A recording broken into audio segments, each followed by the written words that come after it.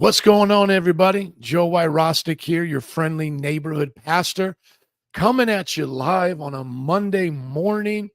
I'm going to discuss today about murdering children and loving your pets. So let's talk about it today.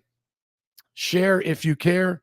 I'm going live on Facebook, Chicago for Jesus, as well as my personal page, Joe Y. Rostick, and then our Metro Praise International page. I'm just going to make sure that I'm coming in okay because I always have technical difficulties. So let me make sure I'm coming in okay.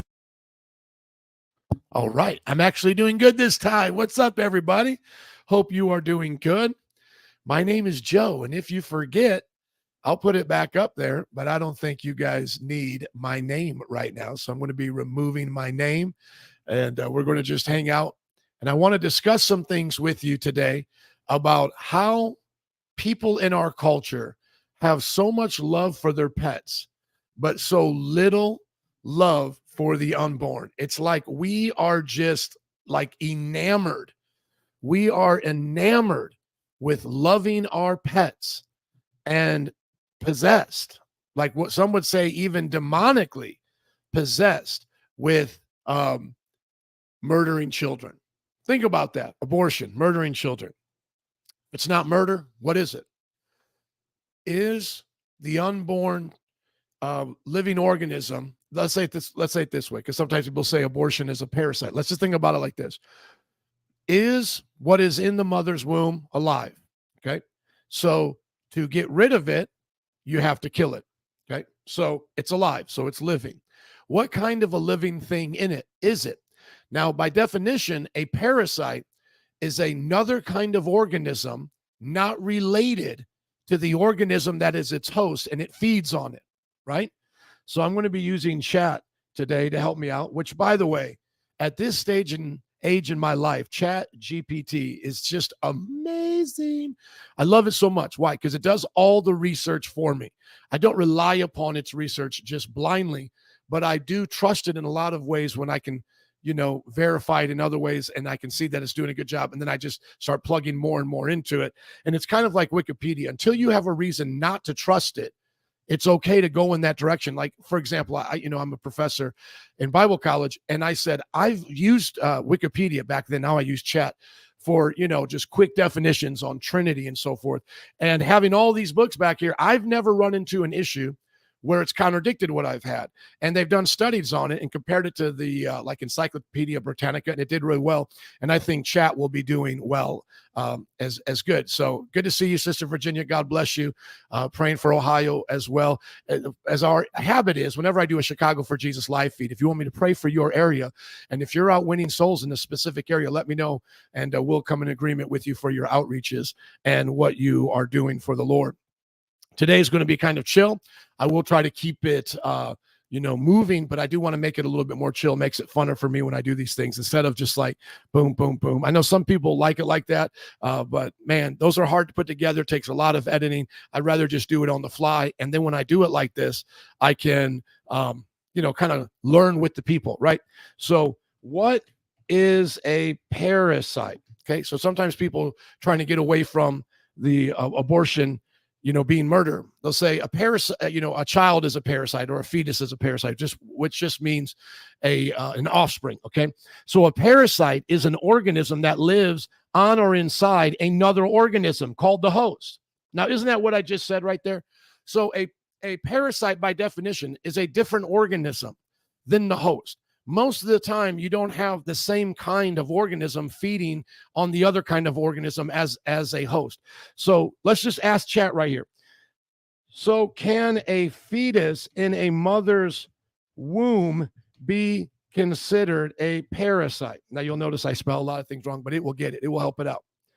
The relationship between a fetus and a mother can be described as a biologically dependent, but it's distinct from a parasitic relationship for several reasons. And then you listen to the reason, the intent and biological purpose. Parasites and their hosts are separate species with no natural inclination to mutually benefit each other. Isn't that what I was just saying? Come on, you don't have to, come on. You don't have to be the smartest person around to understand a child inside of a mother's womb is not a parasite. Okay, so now just moving away from that, you can read the rest of these, okay? But I just wanted to show that. Okay, so sometimes we'll go, yes, what is inside the mother's womb is living, but it's not of human value. It's like a parasite. We just proved that wrong. A parasite, by definition, is a different organism that doesn't bring a benefit to its host. A child inside of the mother's womb is of the same species and brings benefits one to another. It's not just that the child is benefiting from the mother. Let me just go here. How do women benefit? Let's just look this up real quick. How do women benefit from childbirth? How do women benefit from pregnancy and childbirth? Now, we know that it takes a lot of toll on the mother's body. We're not saying that it doesn't, but there are benefits. Notice this, that studies suggest, this is low risk of cancer. Studies suggest that women who have given birth, particularly at younger age, and to more children, may have a lower risk of breast, ovarian, and endometrial cancers. So having children can actually make the mother stronger in her immune system, also strengthens her bone health, also can be leading to reduction in endometriosis and fibroids. Okay. Not only does it physically have benefits to the mother, but it has emotional benefits, psychological benefits, and then, of course, the benefit to the mother in her social and relational status, having people around her building the farm, milking the cows back in the day, or just now building society and structure, and then, of course, legacy, the future generations. So this is not a parasitic relationship. Both organisms are of the same species, mother and fetus, offspring. And let me just, right here, what is the definition of fetus? Right, here we go. So a fetus is a developmental stage in a mammal following the embryonic phase and lasting until birth. In humans, this stage begins around 8 weeks of pregnancy. So here it's even saying that the fetus is not technically called a fetus until 8 weeks. But once again, what kind of fetus is it? If it's inside of a human, it's a human fetus. And then what are the different stages of human development in the womb? And here we'll just, notice like whatever it calls, like embryonic, zygote, whatever. Here we go. Fertilization, blastocyst, embryonic, these different things, So here you have the different times and the different ways that it's looked at. I wonder what I was looking at. What is a zygote? What is a zygote? Something like that. What was that? I remember hearing that. So I just want to see what that was. And hopefully I won't get lost too much in the sauce here. There we go. A zygote is the single cell formed when a sperm cell fertilizes an egg. So there's all your development, right? And it's saying around this time, the 8-week mark is when it starts to be known as a fetus. Okay. So going back to our discussion on this and just welcoming everybody here, we're talking about how in our culture, I'm just talking specifically about the United States, how people are obsessed with their pets and obsessed, I would even say to the point of demonically murdering children. And I'm just giving a basic definition of what we're talking about here. So a mother has her child on the inside of her. It's not parasitic, okay? And it is alive. An abortion is taking that life. So we know now that it's not a parasite. It's of the same species, and it's a mother to child relationship in the womb, obviously. Now, notice I have to go through all this, even with my rabbit trails, just to help make this clear. Now, if the human mother has inside of her offspring, what is the genetic makeup? What is the nature of that offspring if the mother is human? Human, right? So now if you take the life or end the living process of that organism, you are now ending the life of a human. Yay, that was so amazing. That was so deep. Yeah, there you go. That's what abortion is. Abortion is ending the life of a human child for the convenience of the mother. Now, sometimes people may bring up the health issues. Now, let's just, for the sake of argument, not that I agree with this. I want to make sure that everybody hears me. It's not that I agree with this. Just chat it out if you ever watch this and say, he doesn't agree with this. It's for the sake of argument. Literally, for the sake of argument means I'm not taking it literally. But I'm saying for the sake of argument, let's say that the abortions that I'm talking about are after the point of when the heartbeat of a human is there. Okay? So we're going to now take care of all of the other statistical issues. How many abortions in the U.S.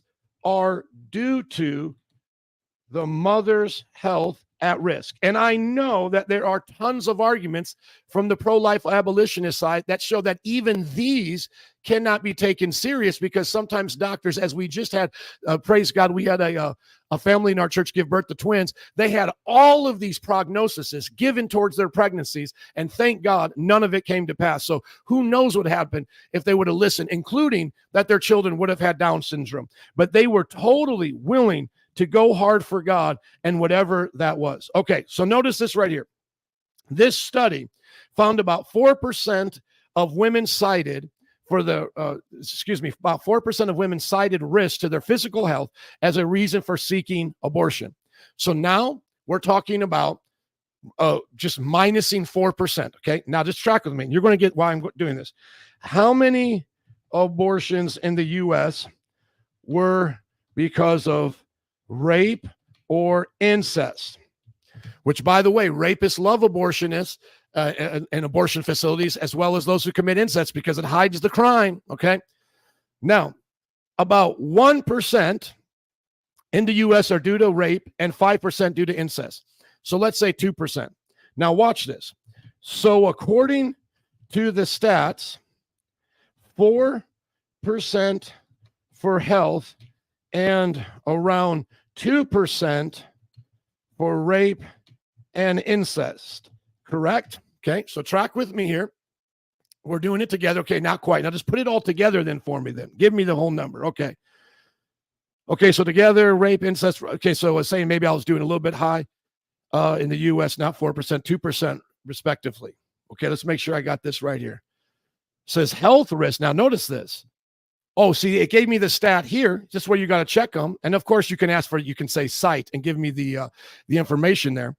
But when they had given me the health reason, they had said around 4%, but that was being cited by the client. Okay, and let me just make sure that I got this over here. I don't know where I'm skipping this. That went away. I can't see where I went to that there. It says was due to rape and incest. Yeah, that other one went away. How many abortions because of health risk of mom? Okay, sorry about this. I'm just making sure I got my facts straight here. See, now they're giving me that number. But if you remember when it had the two columns and for whatever reason it disappeared. Okay. So now let me ask you, now it's saying it's less than even a percent health risk. Look at that. Less than even what? 0.1 to 0.3%. So total for rape and incest and mother's health is less than 2% to 3%. And let's just make sure we got this right. That was right there. I put that. Yes. Okay. Boom. There we go. Yes. Combining for rape, incest, and maternal health risk, it brings the total to less than 2% of all abortions in the U.S. Now watch this. How many percent of abortions are committed after the child has a heartbeat? Now remember, I believe in life starting at conception, but I'm just saying, I'm just going to give what we would say the steel man of the pro-choice position. Okay. So I want to make sure that we have the right numbers, because I want to show you the idiocy of the pro-choice position, even if you looked at it in the best possible way. Okay. So approximately 60 to 70% of abortions occur after the 5 to 6 week mark when a heartbeat can be detected. Okay. And we're going to say that's at the highest. Let's give it 70%. Okay. 70%. Now, 70% plus the 2% for the risk equals Right there, 72%. Okay. Now, what is 100 minus 72? Okay, 28%. What is 28% of total abortions in the U.S.? Now, you're going to watch where I'm going with this. Of course, I believe in pro-life at conception, but I just want to give you the number I'm talking about. And then this is going to blow your mind right here, right? 260,000. Get this in your mind now. Out of the 930,000 reported in 2020, I believe that stat comes from, okay, of abortions. They have a little footnote here, right? We can take a look at that. Oh, that's for the math. Okay, site number for abortions, 930K. I just want them to cite it so we can see it, and then I'm going to go on, and hopefully I won't have to nerd out too much more, but no promises. Okay, so it's giving you that institute, and it's telling you where to check, CDC. Okay, give source link. Boom. And then we're going to move on from here, and we're going to just talk about how ridiculous people are in the United States. Okay, so there you go. There's their website. There's the CDC, and it's telling you where it's at, specifically the number you gave. One last time. Of course, I'm having to work with it here. Okay, you can find this publication. There we go. Okay, so you find it in this publication, and you get about 930,000 abortions. And then if you do it by the the things that we talked about, minusing viability, health risk to the mom, minusing that, minusing the rape, the incest, and then minusing anything that comes before the heartbeat. Okay, you are left with 260,000 abortions. 260,000 abortions are after the child has a heartbeat.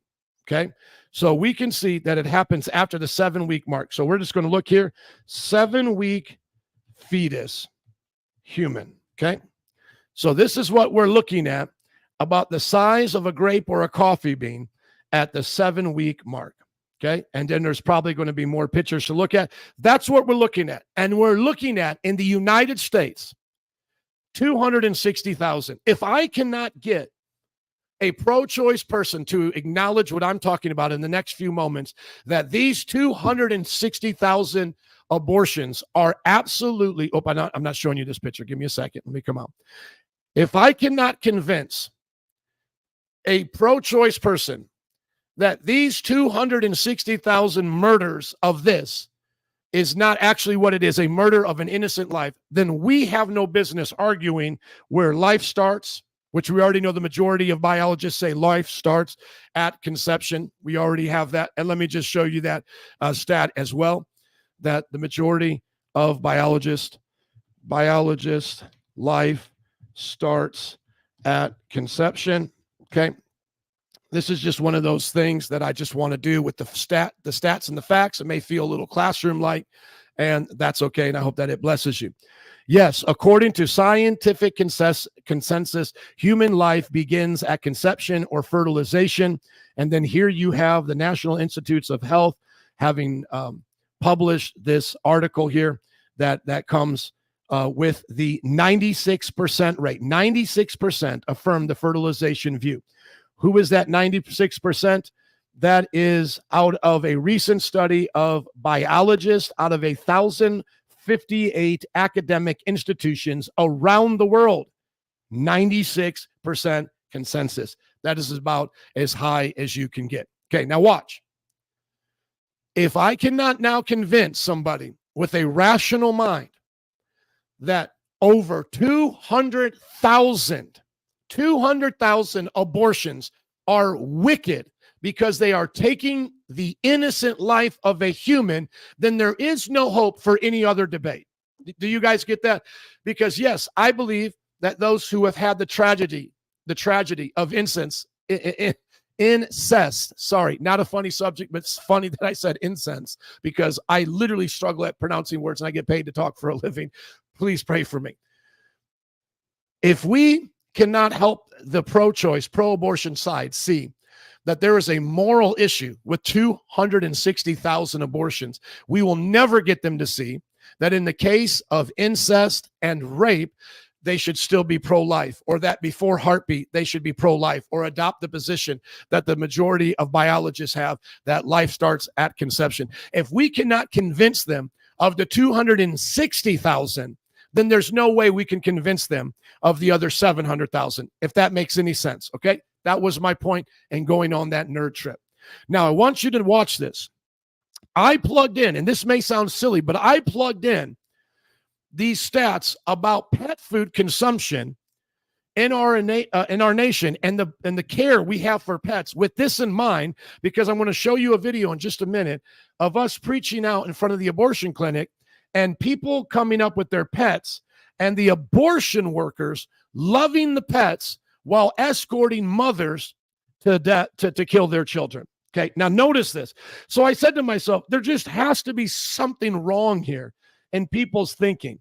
So I kind of tease sometimes. We should eat our pets and save on grocery money. And then we would be able to save on pet food. Now, of course, you can have pets and be a Christian. Many people do. The Bible talks about being nice to your pets and so forth. But I just want you to think about this. According to the Bible, after the time of Noah, even from after the time of Adam, but specifically mentioned in the time of Noah, we were allowed to eat anything that moves upon the earth, okay, other than a human. So every animal was given to us for food. So let me just show you that, just so you don't think I'm making any of this up, okay? So everything that moves upon the earth that is not a human is able to be food for the human being. Now, some people may not like that. They may think, well, I don't agree with that. I don't like, well, it doesn't matter. It's a dog-eat-dog world, okay? So even in the animal kingdom, they're eating whatever moves, and they'll eat you. But God gave us permission to eat everything but a human. Notice this here, after the flood. Genesis chapter 9, verse 1. Then God blessed Noah and his son, saying to them, be fruitful and increase in number and fill the earth. Now, notice that's a blessing. We should not look at children as overpopulation. We should look at them as fulfilling the command of populating the world. And if you don't have the desire to have children, that's okay, but you should support those who do. The fear and dread of you will fall on all the beasts of the earth, and on all the birds in the sky, and on every creature that moves along the ground, and on all the fish in the sea. They are given into your hands. Now notice this. Verse 3. Everything that lives and moves about will be food for you. This was even before the dietary laws of the law of Moses. Everything, the dog, the whale, the pig, the cricket, whatever you want to eat, the locust, the fish, the oyster, whatever lives, whatever moves about will be food for you. Just as I gave you the green plants, now I give you how many things? Everything. I give you everything. You can eat everything you want, okay? And sometimes people might be like, well, can I eat magic mushrooms? Yeah, if you get sick and you have an issue and you need to get high a little bit so you can have an amputation or something, yeah. But to do it for recreation, no, that kind of crosses the line into witchcraft. Let's use common sense here, okay? But you must not eat meat that has the lifeblood still in it. So you're not supposed to be eating or drinking blood in that sense. And for your lifeblood, I will surely demand an accounting. I will demand an accounting for every animal, and for each human being too. I will demand an accounting for the life of another human being. Whoever sheds human blood, by the humans shall their blood be shed. So if you want to live by the sword, you're going to die by the sword. For in the image of God has God made mankind. Now, God's going to expect us to not waste our food. So that's why we should teach our children not to put more on their plate than what they can eat, because you're going to give an accounting for animals even. And this is a good case for what can be done in some raising of these animals that we would say inhumane. Well, they're not human, but in the sense of that's not honoring the kind of creature God gave us. So I do think we should think about that as we're raising animals for consumption. And especially when we're eating them, we should waste not. Okay. But notice the distinction between us and the animals. We are made in the image of God. Animals are not, and therefore they can be eaten as long as we do not eat the blood. And oftentimes people think that little juice in a steak is the blood, but that's not the blood. That's just part of the meat and some of the liquid that's there. Okay, now I want you to think about this, brothers and sisters, or anybody who's listening to me right now. If I have just given you that number that we came up with, 260,000 abortions that are done in our nation, past the heartbeat, past the conception. We know that they're human, right? They're not a parasite, and it's not because of rape, and it's not because of incest. We are now left with 260,000 innocent human lives that do not deserve to die. A year, those are murdered in the name of what? Convenience, in the name of lacking resources, for the excuse of, well, I didn't know I was going to get pregnant, so forth and so on. So now I put together these two ideas about pets and humans, and look what I came up with. Notice this with the chat here. Notice this.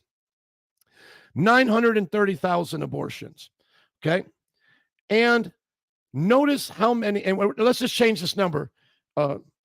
Give me the rate we could spend on the 260,000 aborted children with the money saved from dogs and cats eating them.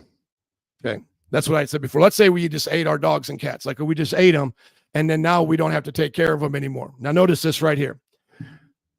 There is an expenditure of about $114 billion spent on pet care. There are the numbers that I just gave you, 260,000. Now I did it of abortions, past the 5-week mark that are not rape, incest, or health to mother. But I did it with the 900,000. Do you know how much money, if you divided that $100 billion, you divided that by the 900,000, $114 billion spent annually on pets. Do you know how much we could give to each potential aborted child, or each one that was aborted last year? $122,000 a year.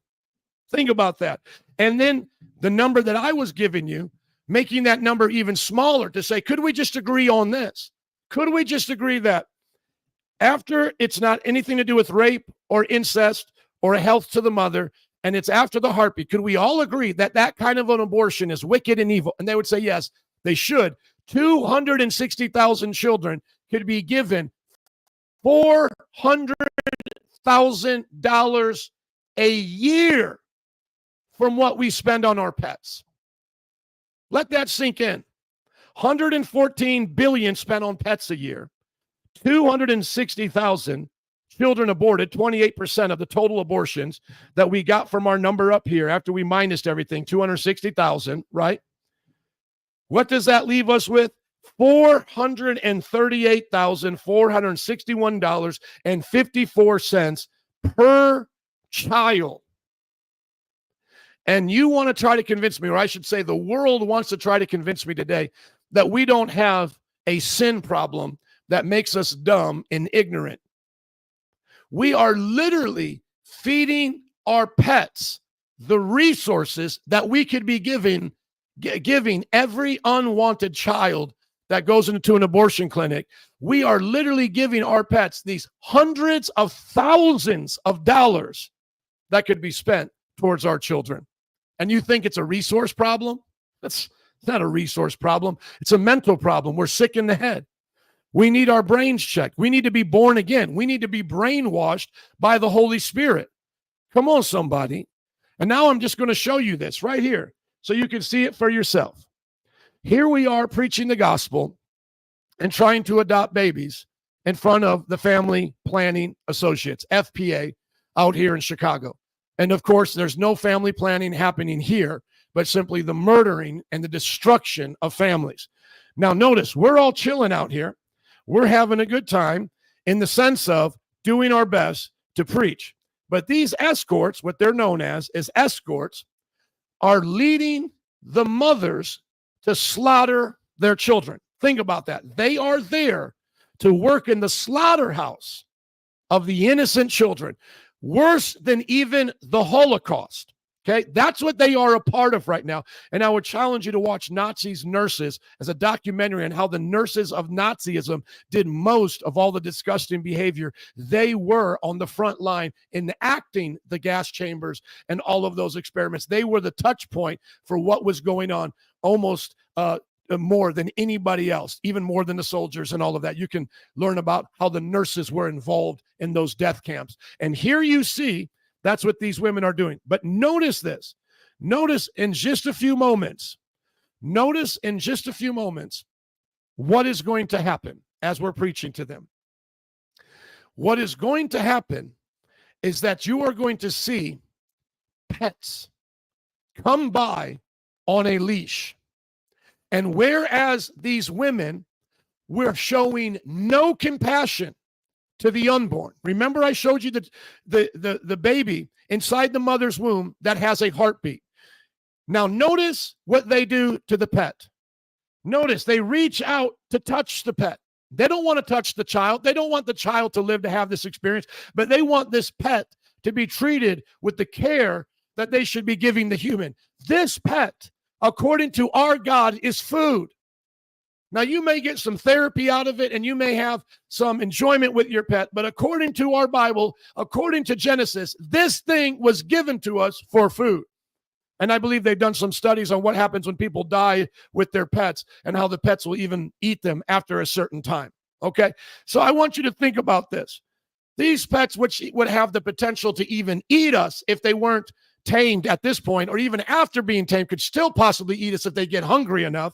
These pets are feigned and given more sympathy, compassion, love, decency by the death scores of the abortion clinic than the children in the womb. Notice this.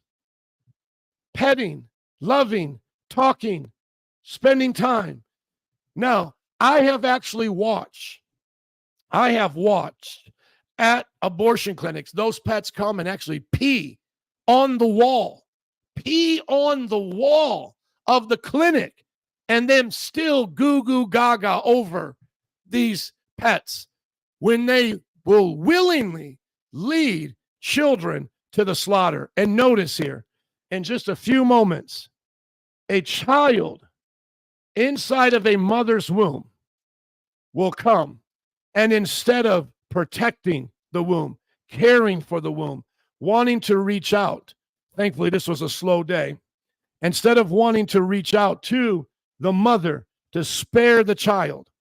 Let me go back here to the beginning of the day. I was towards the end. Instead of wanting to do that for the child, they will lead the child in the mother's womb to slaughter.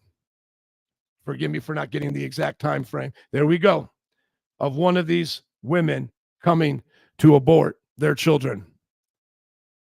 And they will lead the mother to the slaughter of her child. Let me get it right here. Here they hug each other. Now, of course, that's normal for you to hug each other. Humans to love humans. Come on, let me get one up here. Help me, Jesus. Should have just got one of the time frames here. Just want to make it for the point. Here we go. Is this one coming in or coming out? See here. They will lead children to the slaughter, and yet they will care for their pets. And they will say that we do not care and have concern for the mothers. Is this not wicked? Is this not the heart of wickedness, my friends? Think about that today, how brainwashed they have to be to care more for pets than for the mothers leading their children to slaughter. I'm going to make sure I get a mother coming in here. There we go. Here we go. We got a mom coming in here. She's going to come in here in just a moment with her backpack.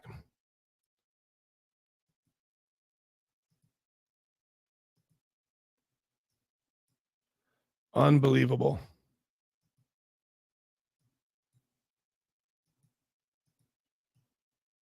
Should have got the timing of that.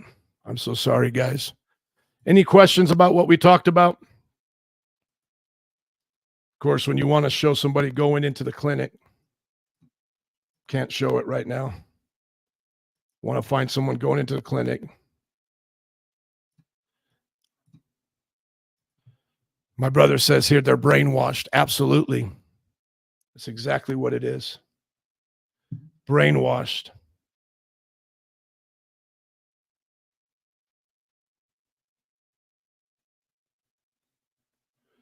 Show love for their pets.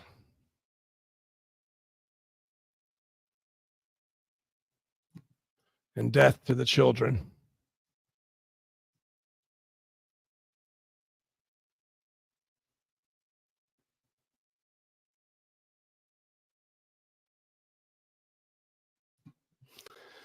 That's what the world is going through today. I'm just going to let this play. I'll find another one here, but I'm going to give you guys some scriptures on why today we have lost our mind. The Bible says in Isaiah, they have traded good for evil and evil for good. They have sacrificed the morals of the Bible for their convenience. And if pets were treated like humans today, those unborn humans could have upwards of $100,000+. And yet we will not give those resources to the moms, to the children, but instead we give them to our pets. God have mercy. God have mercy, brothers and sisters, that this is the world that we live in, that we treat our pets better than we treat the unwanted child. What has happened to us as a culture that this has become normal to us? What do you think God thinks about or feels towards our culture when he looks at us and sees that this is normal for us now in the American culture, that we will give more affection towards our pets than towards our children? Woe to those who call evil good and good evil, who put darkness for light and light for darkness, who put bitter for sweet and sweet for bitter. Isn't that what it's come down to in our day and age? That now today it's easier to kill your child than it is to give up a pet and say, you know what, maybe this pet is not the most important thing to me. I want to give this towards unwanted pregnancies. You know, I want to make sure that mothers have resources. So in other words, it's not that we don't have the resources, it's that we do, but we don't care. We don't care. We don't care about the children. Notice this here. Now, I want you to notice this. I found it. Thank you, Jesus. So I wasn't in a hurry today. And then I'll put it with what they do with their pets. Notice this here. A mother is coming in with a child in her womb. Look at this. A mother is coming in with a child in her womb. And yet there is no love given towards the child. No love. Just going to do it like this. No love given towards the child. Look at that. Go ahead. Go murder your child. But just in a little bit, as we've seen here, right around this time frame, what's going to happen? A pet's going to come, and that pet will be given more love, more human dignity, more respect than the human.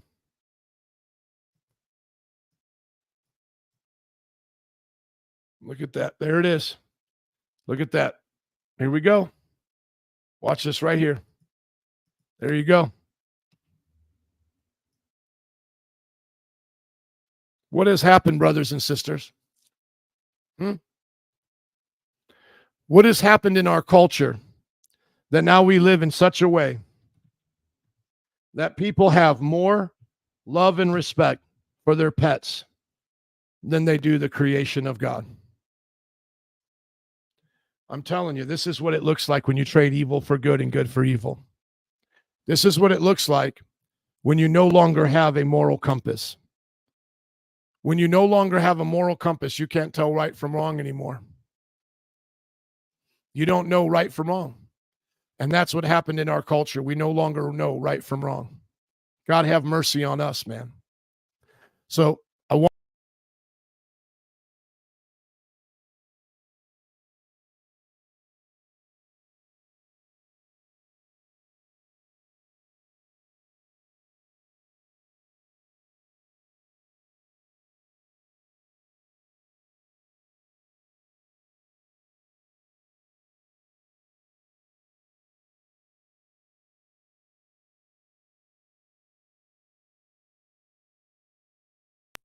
Sorry about that. I want you to see this here in closing. The Bible says we traded evil for good. What do you see here, my friends, as I put this up for you to take a look at and tell me what happened to our culture? What do you see? Because I'm telling you, this is what God is going to judge us for right here. What do you see here? Yep, I'm glad our sister sees it. Thank you. What do you see here? You see them loving their pets, but murdering their own offspring. And what do we just learn? Just statistically speaking, that there is enough resources. If we took it away from this dog, if we took the resources away from this dog, this child could have over $100,000 given to it right now. But we would rather have this dog than to have that human. Think about that. What has happened to us in the American culture that we would rather have this dog, and they still say that the majority of Americans are pro-choice, right? Let me just get that stat.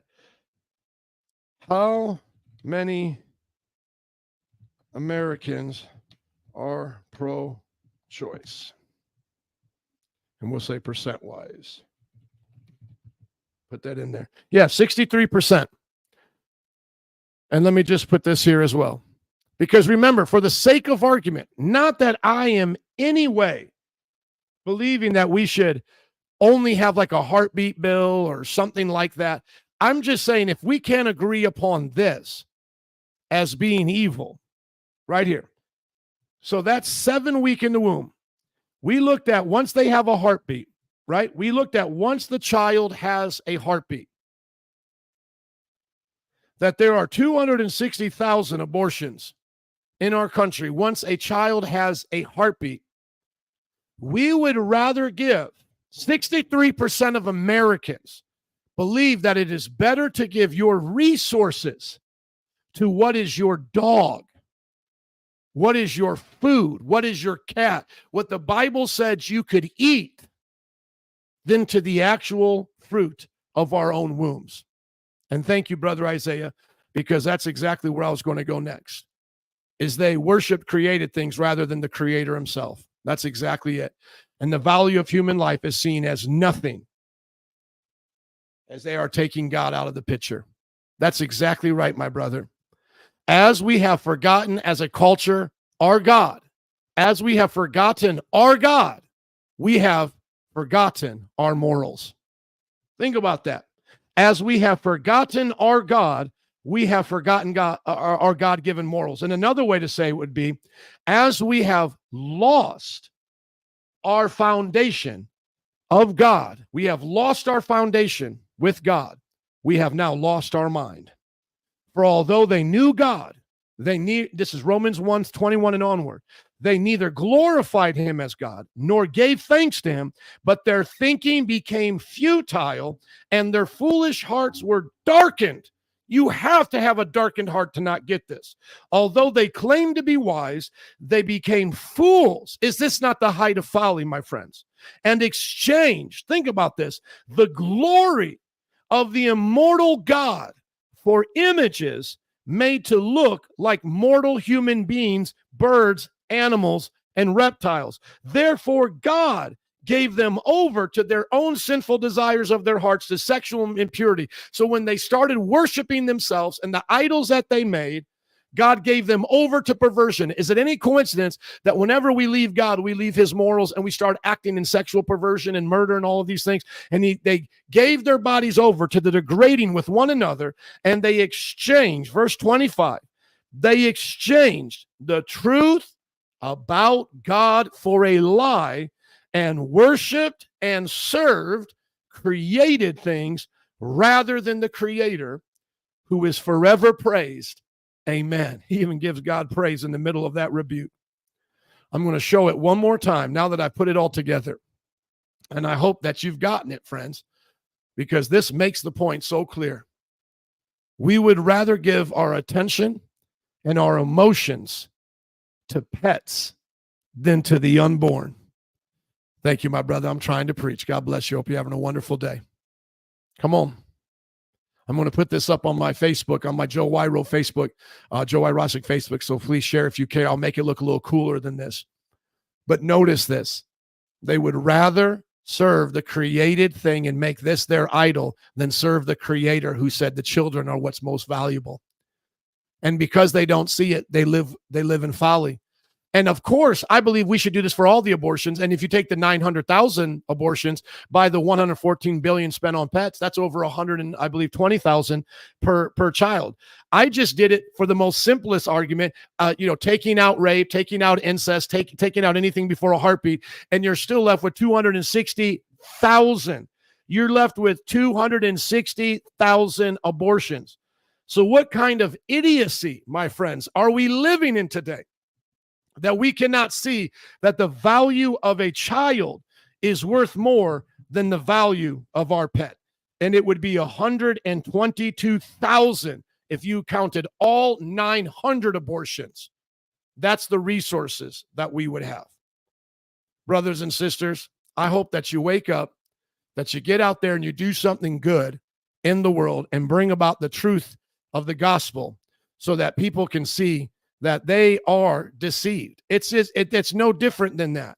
And what else could it be? I mean, you couldn't be this dumb on purpose, like just by yourself, right? You would have to have been deceived by somebody to think that this is okay. You wouldn't have done this necessarily by yourself. A demon, as I would say, would have to come and tempt you to even, first of all, want to kill your offspring, right? Like that alone should wake you up, that it would probably be a demon telling you that. And then to believe that lie and to think that's normal, that's lunacy. If you took all the $114 billion on the pet care and you gave it to the children, for every 930,000 aborted babies, there would be $122,580 given as resources. We don't have a resource problem. We have a brain problem. And it's not even just a brain problem. It's a heart issue, isn't it? And it's called sin, S-I-N. So share if you care. Make time to spread these facts and stats around to people. Show them that there's no getting away from it. It's not just a mere opinion. These are the stats and facts. Conception is where biological life starts, according to the majority of biologists. What's inside of the mother's womb, it's not a parasite. It's called her own offspring. And after 5 or 6 weeks, there's a heartbeat. And then if you minus the rape and the incest and the health of the mother, you have over 260,000 children that could be saved right now and be given all this resources if we just put them before our pets. And yet, if they can't see that, they won't see the other 700,000, of course. And they won't see any of the other value. But here's the thing. When your mind is changed and your heart is changed, you can see it as if you were blind and now you see. Amen. And I love how, Isaiah's helping me preach here, as I was mentioning before, that this kind of deception had to start from demons, because who in their right mind would want to even kill their own children? It had to come from demons that was taught to humans, made to be rational, so that now it's believed and made mainstream. I believe fear and selfishness are the number one reasons for abortions. Yeah, it's a heart issue. And we're not saying that there aren't true problematic situations that mothers are in, and we should show compassion towards them, right? Like we should be there towards them. But let's just put this in right here. How many parents are waiting to adopt newborns in the U.S.? Depending on the stats, there's close to 1 million parents waiting to adopt newborns. And when you talk about The foster care program in the inner city, those are different issues. Those are parents struggling in the environment that they're in. Foster care does not equal adoption. We have people in our church who have been doing foster care for years, but it's very difficult to adopt because the parents are still getting the work that they need and they want to keep the children. And so it's a hard prayer for us even to pray as pastors. It's like, Lord, do we pray fix the parents or help the parents let go of their children and give them up for adoption, right? So we just pray, God, let your will be done. If these parents are not going to do what is right and the children will not be safe, may they stay in these families' homes, okay? So when we're talking about abortion, that's not what we're talking about, the complexity of helping parents and families, which, by the way, the church is always there to do that. I shouldn't say every church, but good churches are always there to help out, even just like we are now with the hurricane victims. But notice this, for the newborns, what we're specifically talking about, even when it comes to abortion, as I was using with the pet food analogy and how we take care of our pets with veterinary care and so forth. Notice that there's 1 to 2 million couples waiting to adopt in the U.S., and there's only about 20,000 children to adopt. And if you just put that number together, 900,000 abortions a year, 1 million people waiting to adopt, boom, we're good. And then the next following year, hopefully there'll be another 1 million parents, right? And we just keep going and we help our families and we stop pretending that the thing we should care about is our pets. We care about our children. And we prove it by putting our resources, our money where our mouth is, and we get out there and do it. And that's why, by God's grace, whenever we're out there as a church, we're ready to adopt. There's multiple families, including my own, that are saying, here we are. We're ready to go. Let's do it. Yeah, I'm glad that you learned, brother. Over 1 million to 2 million, based on some statistics, ready to adopt newborn children right now to help out. So I hope that this encouraged you. Sorry for the little lull there. I wish I would have wrote down when I saw the escorts leading a child to slaughter, but I had to look for it. But I'll be posting this picture up on my Facebook page. And let me just put it up here in case you want to see it.